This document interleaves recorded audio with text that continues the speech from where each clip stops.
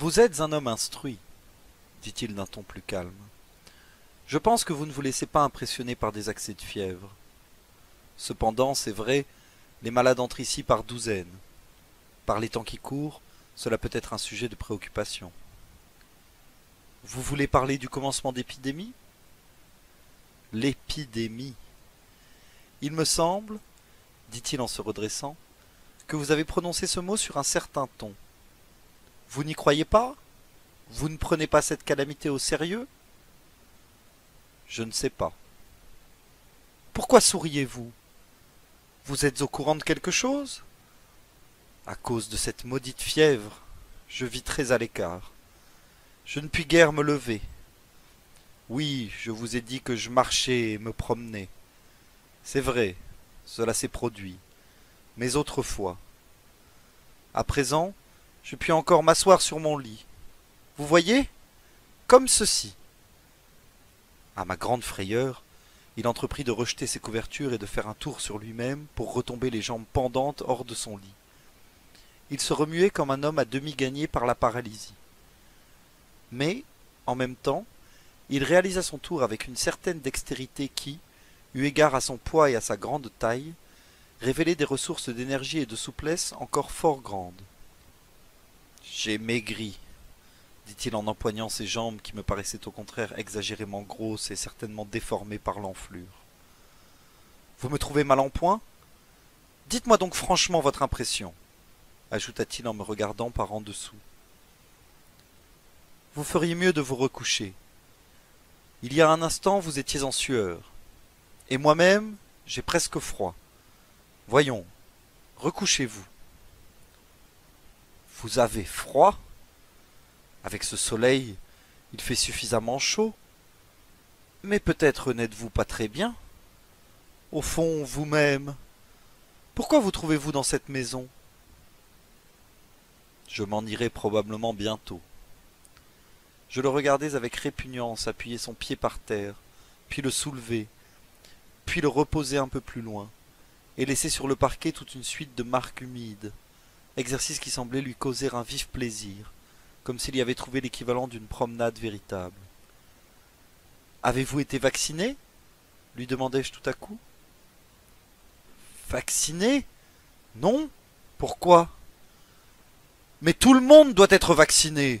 Quelle boîte? Et cela s'appelle un dispensaire? Au surplus, je m'y attendais. Je sais à quoi m'en tenir sur ce taudis de fou.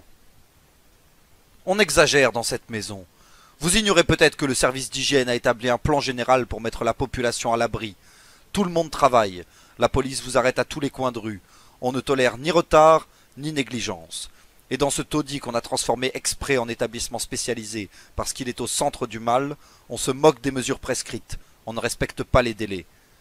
On entasse les gens. C'est tout.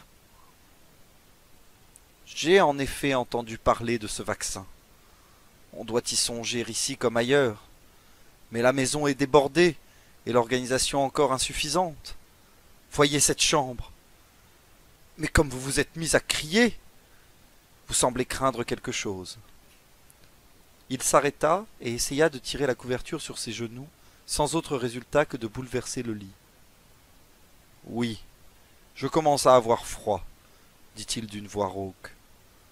En somme, ces bruits de maladie, vous les prenez, vous aussi, très au sérieux.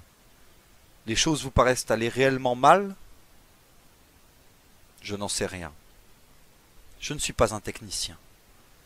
Tout ce que je sais, c'est que des mesures générales ont été prescrites et que l'intérêt commun exige qu'on les applique. Oui, cela prend vraiment une mauvaise tournure. Vous croyez qu'on aurait dû me vacciner? Certainement. Aidez-moi à me recoucher. Je m'approchai, mais il resta immobile, les yeux sur ses énormes pieds, un véritable colosse de Rhodes. Mes accès de fièvre rendent peut-être l'opération impossible ou trop dangereuse, demanda-t-il timidement. Je suppose qu'on me soigne aussi bien qu'on peut le faire, étant donné l'intérêt qu'on me porte ici. Une pareille négligence ne s'expliquerait pas. Qu'en dites-vous? Peut-être ces mesures collectives n'ont-elles pas grande valeur. Elles sont spectaculaires, elles intéressent les gens bien portants. Mais pour les malades, il y a certainement autre chose à faire. Vous défendez adroitement vos amis, dis-je, bien que sa parole très lente et même embarrassée me parut aussi assez maladroite. De votre part, c'est naturel, c'est de la largeur de vue. Il n'empêche que précisément en ce qui vous concerne, la seule mesure raisonnable serait l'évacuation immédiate, et qu'en vous laissant avec ces autres malades, dans l'état de faiblesse où vous êtes, on vous expose dangereusement à passer d'une maladie à une autre. Que voulez-vous dire? Vous semblez insinuer quelque chose. Il attendit un instant. Vous voulez me faire comprendre que, du moment qu'on me laisse ici, c'est que je suis déjà... Vous avez entendu quelqu'un en parler? Vous croyez que je suis contaminé? Mais non. Je n'ai rien dit de pareil. Je vous ai tout au plus donné un avis. Oui, je le sais. Vous donnez volontiers des conseils. Et puis, vous aimez interroger. Et vous m'espionnez. Eh bien, soyez satisfaits. Ma maladie est suspecte. En tout cas, je ne suis pas une apparition. Je ne cherche pas à vous faire peur, pas plus que je n'enquête sur votre compte. À mon avis, vous cherchez à vous effrayer vous-même en parlant d'épidémie et de contagion. Vous ne croyez pas à la gravité de l'épidémie? Je fais signe que non. Vous ne croyez pas que je sois sérieusement atteint? Non. Non. Il fit une espèce de grimace et, rabaissant brusquement le drap, me découvrit tout son flanc sur lequel je vis des taches rouges, violacées. « Assez de cette comédie !» criai-je en courant vers la porte. « Restez, dit-il d'un ton très humble. Une minute encore. »« À quoi riment ces façons de faire? Pourquoi racontez-vous que je viens la nuit? Ce sont des simagrées !»« Des plaisanteries de malade, de très sottes plaisanteries. Songez que je ne dors pour ainsi pas. Je passe des jours sans le moindre repos. Je suis hors de moi. C'est la fièvre. N'avez-vous pas quelquefois l'impression que quelque chose vous pousse, vous lance en avant, que tout brûle, tout va toujours plus vite, et cependant pas assez vite? Non, pas assez vite. Asseyez-vous. Vous tournez. Vous me donnez le vertige. Non, je ne ressens pas cela. Je suis plutôt dans une fosse, sous une pierre. Peu importe. À ce qu'on dit, vous touchez aux sphères dirigeantes. Peut-être celle-ci trouve-t-elle désavantageux de reconnaître que la peste a fait son apparition et menace toute une partie du pays. Prenez donc connaissance de ces chiffres. Hier, rien que dans la maison, on a constaté une 50aine de mauvais cas. Des cas sûrs, contrôlés. Dans les bas quartiers, il y en aurait plusieurs centaines, peut-être 1000. La peste? Ce n'est sans doute pas exactement cela. Mais pour le peuple, c'est la peste. Ce sont des racontards. D'ailleurs, contre toutes ces infections, l'on dispose aujourd'hui de moyens énergiques. Nous avons de grands savants qui ont inventé des traitements nouveaux. Et puis la vérité est probablement tout autre. C'est une mise en scène, je l'ai entendu dire, un plan pour justifier certaines mesures administratives. Pourquoi prétendez-vous que le gouvernement fait le silence sur l'épidémie?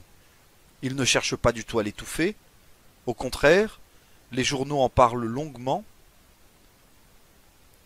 Vous êtes ennuyé que je mette en cause le gouvernement? Vous répétez des bavardages qui ont cours dans ce quartier.